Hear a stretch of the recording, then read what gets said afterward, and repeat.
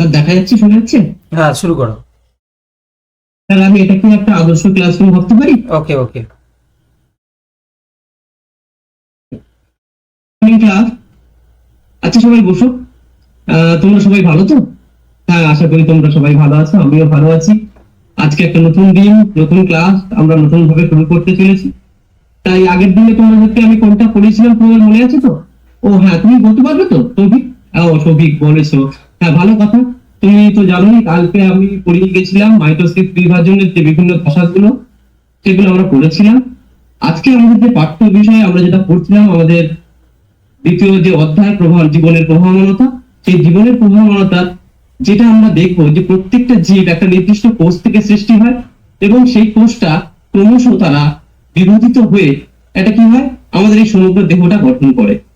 তাহলে সেরকম ভাবে একটা কোষ যদি আমরা দেখি, তাহলে সেই কোষটা কিভাবে তার বৃদ্ধি হচ্ছে এবং বিভাজন হচ্ছে, এবং সেই চক্রবৎ আবর্তনকে আমরা কি বলবো না, আজকে আমাদের যে পাঠ্য বিষয় বা যেটা আমরা আজকে পড়তে চলেছি সেটা হচ্ছে আমাদের কোষ চক্র বা সেল সাইকেল। তাহলে দেখা যাক আমাদের তাহলে আজকে কি করবো আমরা, কোষ চক্র। তাহলে এইটা এইটা বলছি চক্র, কোষ আর সেল। চক্র মানে কি জানি আমরা সাইকেলের যেমন একটা রিং হয়, তাহলে একটা চক্রবৎ আবর্তন হবে কেমন না, একটা কোষের বৃদ্ধি এবং বিভাজন। এই বৃদ্ধি এবং বিভাজন, এই বিভিন্ন বিভাজনের বিভিন্ন দশার যে চক্রবৎ আবর্তন, এটাকেই আমরা বলে থাকি কোষ চক্র। তাহলে এই কোষ চক্র সম্পন্ন করতে গেলে একটা কোষের মধ্যে কি রাখা যায় না, দুটো দশা আমরা দেখে থাকি। একটাকে আমরা কি বলি না, প্রথম দশা যেটাকে বলছি ইন্টারফেজ দশা।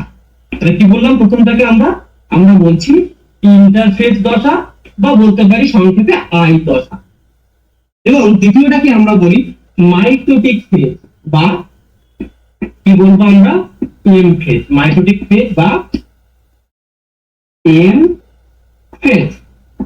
তাহলে এই ইন্টারফেজের মধ্যে এই কথাটা, এই মাইটোটিক ফেজ, তার মধ্যে আমরা ইন্টারফেজকে দেখবো একটা দীর্ঘমেয়াদী প্রসেসের মধ্যে দিয়ে চলে। এই ইন্টারফেজকে আমরা তিনটে ভাগে ভাগ করতে পারি বা তিনটে দশাতে বা তিনটে পর্যায়ে আমরা ভাগ করতে পারি। তিনটে পর্যায়ে কি কি আমরা দেখিনি। প্রথম পর্যায়কে আমরা বলি কি না, প্রথম পর্যায়কে আমরা বলি জীবন।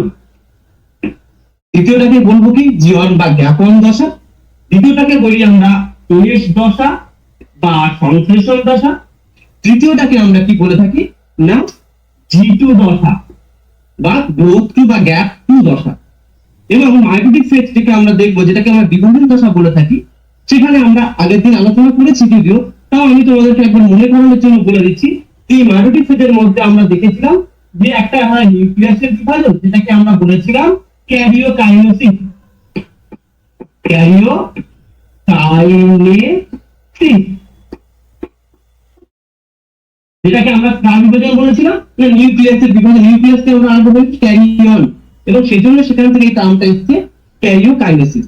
এবং সাইটোপ্লাজম আমরা জানি যে একটা নিউক্লিয়াস এবং একটা সাইটোপ্লাজম দুটোকে আমরা একত্রে বলি প্রোটোপ্লাজম, এবং প্রোটোপ্লাজমের বাইরে যে কোষ পর্দা থাকে এবং সেটাকে আমরা ধরে কি একটা কোষ। তাহলে সেরকম ভাবে তাহলে আমার যদি একটা কোষকে বিভাজিত হতে হয়, তাহলে ডেফিনেটলি কি হতে হবে, তার নিউক্লিয়াসের বিভাজন হতে হবে এবং তার অবশ্যই তার সাইটোপ্লাজমের বিভাজন হতে হবে।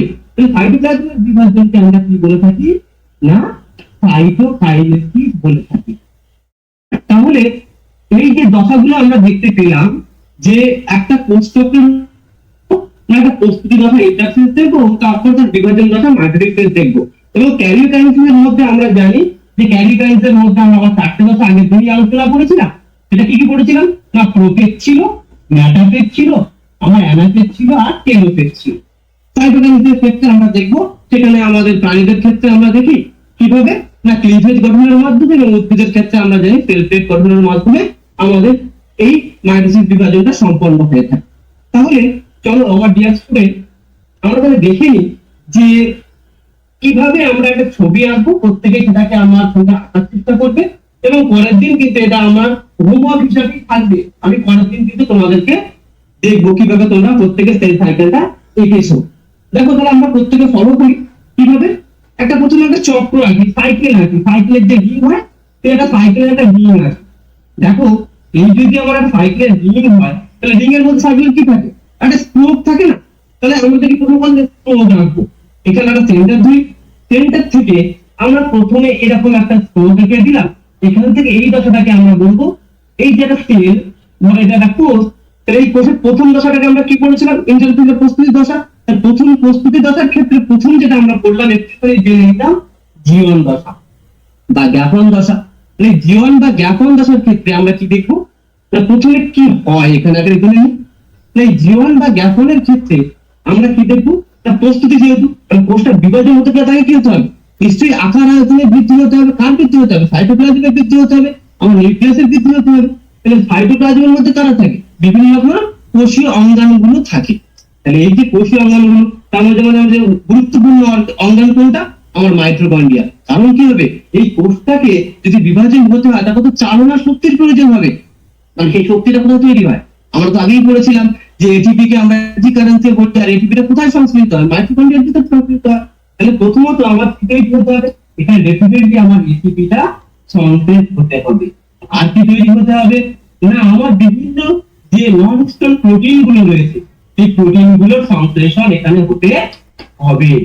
আর কি সংশ্লেষ হবে এখানে না, এখানে আমার এছাড়াও বিভিন্ন আরএনএ গঠিত আরএনএ গঠন, বিভিন্ন প্রকার আমরা আরএনএ কে দেখতে পাবো, এখানে অ্যামাইনো অ্যাসিড দেখতে পাবো, ফ্যাটি অ্যাসিড দেখতে পাবো। এই জীবন দশাতে একটা কোষের মধ্যে সংশ্লেষিত হবে। এবার জীবনের দ্বিতীয় দশা কি বলেছিলাম, আমরা একটু আগে পড়লাম, এটা বলেছিলাম আমরা ইএস দশা, মানে সংশ্লেষণ দশা।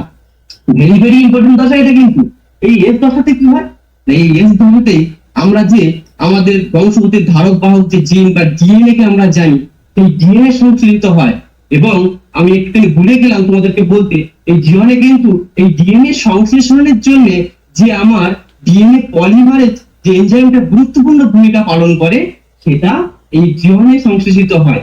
আর এর দশায় কি হবে, ডিএনএ রেপ্লিকেশন ঘটবে এবং এখানে আমার নতুন একটা ডিএনএ ফরমেশন ঘটবে।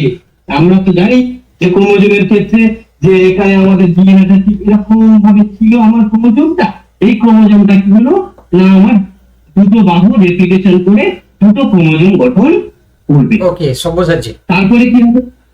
হ্যাঁ স্যার, গুড, ভালো পড়িয়েছো, ঠিকই আছে, কোনো সমস্যা নেই। ওকে, আচ্ছা স্যার, থ্যাংক ইউ। আচ্ছা, আর কেউ বাকি Okay, থাকলে sir. তোমরা, কেউ কি বাকি থাকলে? Hello sir. অনামিকা, হ্যালো। হ্যাঁ বলো, সব্যসাচী কি বলছো বলো। বলছি স্যার, আমি কি 9 বা 10 যে কোনো মানে টপিকটা বলাতে পারি তো, একদম একদম যে কোনো বই থেকে? একদম 9 এবং কোনো ব্যাপার থাকবে, কোনো 5 মিনিট 10 মিনিট এরকম তার মধ্যে না, যারা থাকে না, না, না। এই টিপটাকে না, না। শুরু নিতে হবে। যখন তুমি পড়াবেন তো নাকি? কন্টিনিউ করবে, যখন তারা মনে করবে ওখানে স্টপ করিয়ে কোশ্চেন করবে। Okay sir, thank you sir. আচ্ছা, অনামিকা শুরু করে রেডি থাকবে, মারিয়াম। গুড মর্নিং স্টুডেন্ট, তোমরা সবাই ভালো আছো তো? আচ্ছা, হ্যাঁ আমিও ভালো আছি। আচ্ছা, আজকে কত তারিখ বলো তো? হ্যাঁ, আজকের তারিখ 30